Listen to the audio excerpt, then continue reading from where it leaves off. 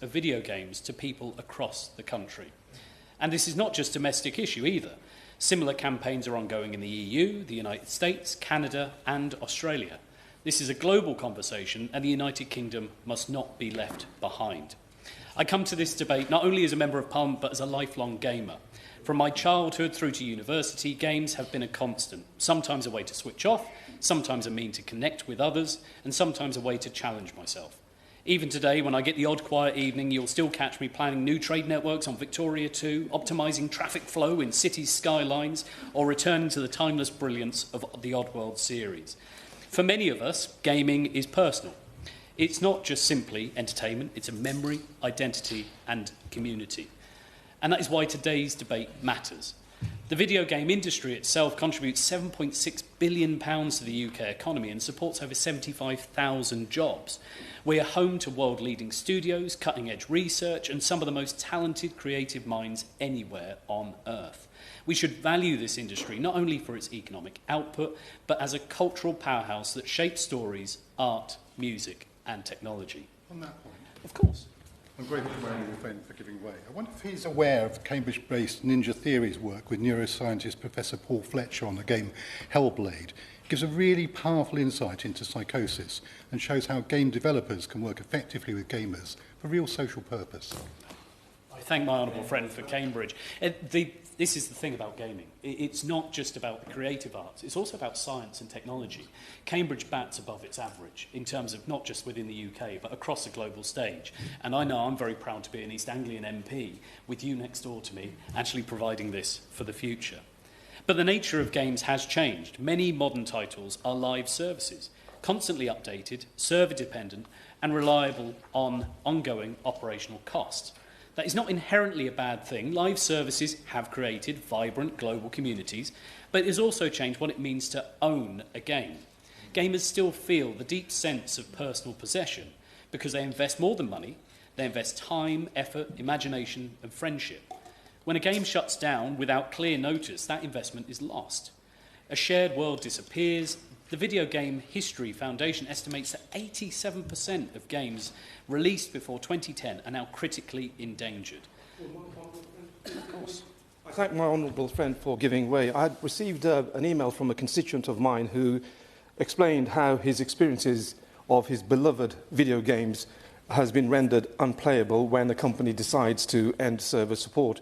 We do not accept our mobile phones being switched off whenever a company produces a new model and wants us to buy the new model. So why should we allow thousands of pounds worth of games being made unplayable just because new games have been introduced? So does my honourable friend agree that when we buy a video game, we own to play it whenever we want to, and we need regulation to ensure this, and it's not an unreasonable ask of multi-million-pound companies who produce these games? I think the honourable friend raises a really important point here. What is it to own a video game? What is it to keep the background services running? And is it an interactive process going forward with multiple users, or is it just a single access game? As I say, gamers still feel a deep sense of personal possession because they invest more than money. They invest time, effort, imagination and friendship. When a game shuts down without clear notice, that investment is lost, a shared world disappears. And as I say, that is not just a consumer issue, it is a cultural one. This debate is not just about keeping games playable, it's about preserving our cultural heritage. The National Video Game Museum in Sheffield is already doing fantastic work to document, curate and celebrate this history. But we need to support institutions like this further. I would urge the government to explore funding, partnerships and sector support to ensure we maintain a library full of significant games. Not necessarily full playable versions, but assets, scripts, soundtracks and design documents. We would never dream of pulping every copy of Shakespeare, and we should not think any differently about video games. And we've seen what is possible when communities are empowered. When Doom was released decades ago, it sparked an entire ecosystem of mods, creativity and eventual genre-defining innovation. We also see it with ROM hacking communities, especially around older titles such as Super Mario World. Now, I'll be the first to admit I cannot play Super Mario World Kaizo for toffee.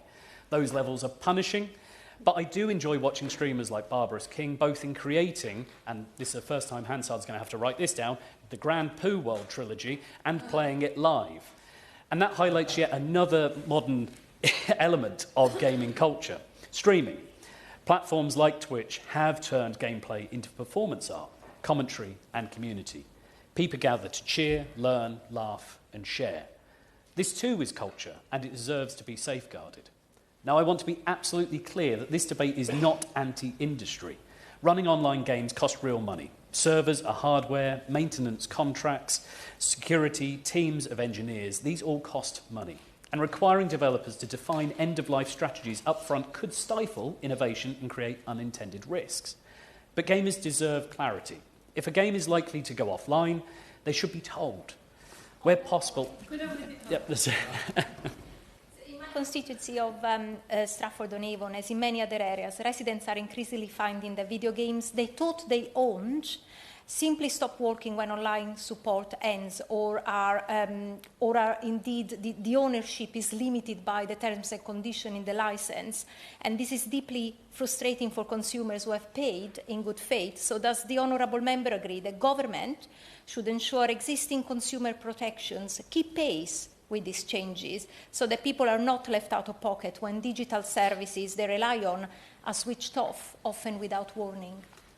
I thank the honourable member for that intervention. It is really important, I feel, that when we look at consumer law, we have to take into account the vast progress that's been made in some sectors. And it would be helpful if the Minister was able to look forward into that going forward. My honourable friend wants to... Yep. Thank you. I thank the honourable gentleman for giving way, and he's making a great speech.